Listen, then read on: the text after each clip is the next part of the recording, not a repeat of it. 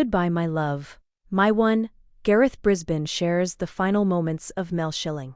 He thought she had lost her voice. By the time the end came, the cancer had taken so much already. Gareth Brisbane had been sitting beside his wife for days, watching Mel Schilling slip further from the world they had built together. The MAFS sets, the Melbourne apartment, the Bali wedding, the IVF journey. Maddie arriving when Mel was nearly 42. 15 years of ordinary, extraordinary life. He had come to believe, with the quiet resignation of someone who has spent too long preparing for the unprepared, that it had taken her voice, too. And then she reached for him. In her final moments, when I thought cancer had taken away her ability to speak, she ushered me closer and whispered a message for Maddie and me that will sustain me for the rest of my life. Gareth wrote on Instagram on Tuesday, the 24th of March, 2026. It took all of her remaining strength, and that gesture summed up our wee Melcy perfectly. Even then, her only thought was for Maddie and me. He did not share what she said. He did not need to. Melanie Jane Brisbane Schilling passed away peacefully on the 24th of March, 2026, surrounded by love. She was 54 years old. 12 days had passed since she had told the world in an Instagram post of devastating clarity that her oncology team had run out of options. The cancer had spread to the left side of her brain. My light is starting to fade, she had written, and quickly.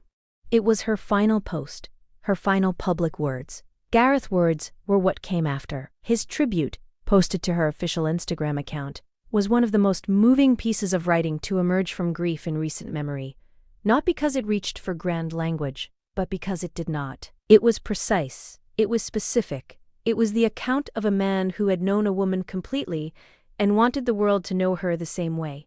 This is a woman who became a new mom and a TV star at 42, he wrote, and nailed both.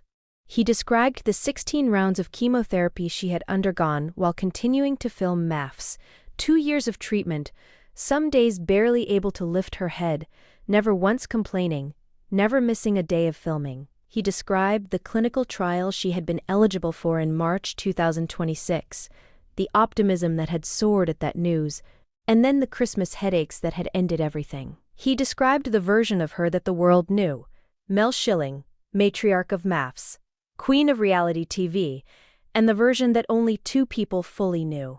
To Maddie and me, she was our wee Melcy, an incredible mum, role model, and soulmate. He thanked Channel 4 and CPL Productions by name, Lee, Louie, Susie, and Ian, who went above and beyond for us. He thanked her agent Sarah at Intertalent, not just an agent, but a true confidant. He thanked Elizabeth Day, her podcasting partner, and dear friend, the woman beside her in the work she had been doing in her final years, to reach people beyond the television screen. And then he ended with the words that have been shared around the world since Tuesday morning. Life can be beautiful, and life can be incredibly cruel. But ultimately, life is fleeting, fragile, and tomorrow is promised to no one. If you can do anything to honor Mel, please live life to the full, love your people well, and try not to sweat the small stuff. He had 15 wonderful years with his soulmate, he wrote. It was the privilege of his life to be by her side. Goodbye, my love. My one, until we meet again. The tributes from her MAFS family arrived within hours. Charlene Douglas, her UK co-expert, wrote, I am both devastated and heartbroken to hear of the passing of my MAFS queen and friend Mel. John Aiken, her Australian co-expert for a decade, said he was heartbroken, devastated, and finding it hard to breathe. Laura J. Vaughan, a former MAFS UK participant, recalled a moment backstage when Mel had grabbed her hand and said with a wink, I am a fighter, don't not you worry. She was, she is, she always will be. Lisa Snowden wrote, Rip, beautiful Mel. Sophie Ellis Bextor, who had never met her but had always admired her, wrote, I always thought she came across so well and spoke a lot of sense. Colleen Nolan wrote simply, absolutely devastated. What a beautiful woman she was. Mel Schilling was diagnosed with colon cancer in December 2023, a tumor the size of a lemon which she named Terry, which was removed before Christmas that year. The cancer returned to her lungs in February 2024. 16 rounds of chemotherapy followed, filmed, around and through. because she refused to leave the show that had given her a decade of purpose. A clinical trial had seemed like hope. Christmas headaches had ended the hope.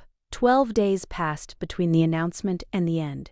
She used every one of those 12 days. And in the very last of them, when the disease had taken almost everything it was going to take, she gathered what remained and whispered to the man beside her and the daughter they had made together. Gareth Brisbane will carry those words for the rest of his life. So will Maddie.